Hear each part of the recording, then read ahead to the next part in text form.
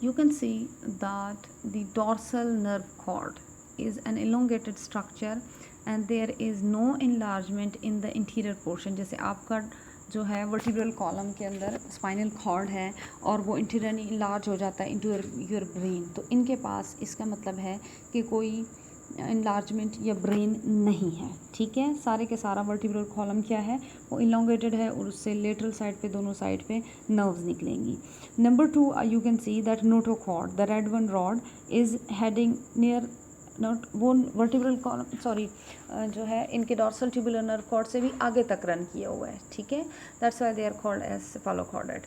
Number 3 जो है that is the point जो आपने यहाँ नोटिस करना है, दैट इज़ मैंने आपसे कहा जब मैंने स्किन पढ़ाई कि एपिथेलियल सेल्स थिन स्किन होती है इनकी और स्मूथ होते हैं, कोई स्केल्स वगैरह नहीं होते, कोई कवरिंग नहीं होती, तो that is involve in respiration. तो रेस्पिरेशन के थ्रू रेस्पिरेशन जो है इनकी अक्रॉस द स्किन होती है, simple bye diffusion with surrounding water. ठीक है, उसके बाद रह जाता है सर्कुलेटरी सिस्टम।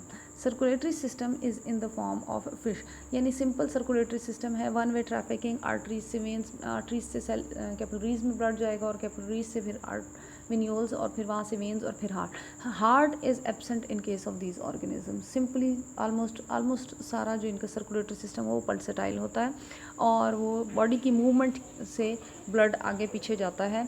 और दूसरी बात इंपॉर्टेंट ये है कि although the blood is involved in food transport and waste transport both, but circulation of the gases oxygen और कार्बन डाइऑक्साइड के लिए इनके पास ना तो आरबीसीज हैं और ना इनके पास हीमोग्लोबिन टाइप कोई चीज़ है।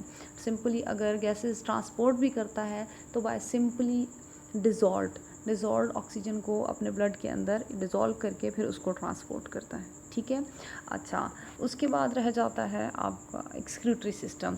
Excretory system is in the form of protonephridia, the simplest kind of kidneys, and these kidneys are present in they are not shown over here, but they are present near the gonads. The purple one are the gonads and they are present near the gonads, and these kidneys are segmentally arrange, यानी एक से ज़्यादा बहुत सारी जो हैं वो यहाँ एट्रियम के पास प्रेजेंट होती हैं and they open to outside. Meanwhile जो दूसरी चीज़ है that is the gonad. Now अब जो चीज़ रह जाती है दैट इज़ गोनेड, और गोनेड यहाँ आप देख भी रहे हैं that they are segmentally arranged, 1 2 3 4 5 6 7 and so on.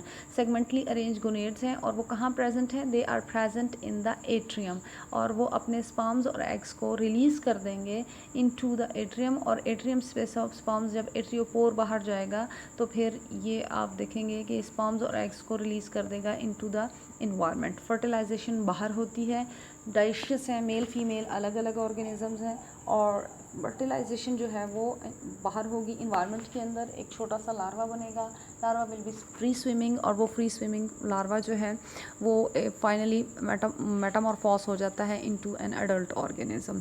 सारे क्वाड्रेट हार्मार्क्स इनके लार्वा में भी प्रेजेंट होते हैं जो एडल्ट तक सस्टेन करते हैं। ठीक, one point that is left is the movement in case of these organisms.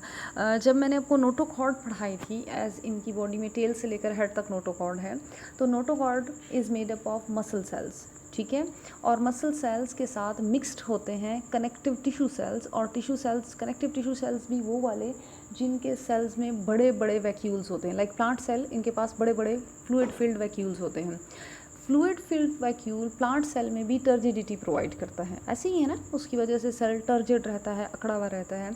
तो नोटोकॉर्ड में जो सेल्स हैं फ्लूइड फिल्ड वैक्यूल्स वाले सेल्स, वो भी नोटोकॉर्ड को स्टिफनेस या हार्डनेस या टर्जिडिटी प्रोवाइड करते हैं। अब उसकी वजह से नोटोकॉर्ड सख्त है, और मसल सेल्स की वजह से नोटोकॉर्ड जो है वो क्या है, वो सॉफ्ट भी है।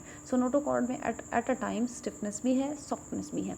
सो नोटोकॉर्ड जो है अगर बॉडी ने मूव करना हो तो नोटोकॉर्ड में मौजूद मसल सेल्स, इसके अलावा ये ऑरेंज वन जितना भी कलर आपको नज़र आ रहा है दैट इज़ द मस्कुलेचर, और rest of the body musculature क्या करेगा कि वो बॉडी को अंड्यूलेट करवाए। अंड्यूलेट का मतलब होता है लहराना, साइड वाइज राइट लेफ़्ट लहराना।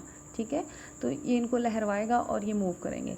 लेकिन जब इन्होंने, इनमें से मोस्ट ऑफ देम, मैंने आपसे कहा था दे रिमेन बरीड, अगर ओरल साइड से बरी होना हो तो फिर ये क्या करते हैं, अपने मसल्स को कॉन्ट्रैक्ट करेंगे। मसल्स कौन से? नोटोकॉर्ड वाले मसल्स।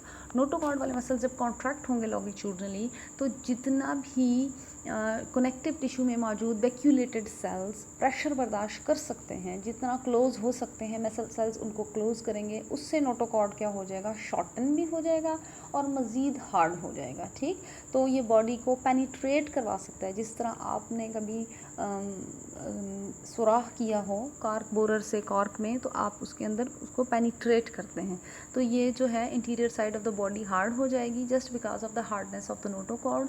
और वो सिंपली जिस सॉफ्ट सॉइल में इन्होंने पेनिट्रेट होना होता है, बरो करना होता है, उसमें ये बरो कर लेगा।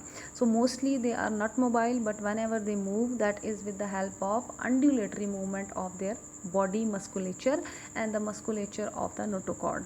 और जब इन्होंने बरो करना है, फिर उन्होंने मसल्स को कॉन्ट्रैक्ट कर लेना है नोटोकॉर्ड वाले को, नोटोकॉर्ड हार्ड हो जाएगा और interior side of the body बरो बना लेगी। All about Cephalochordata.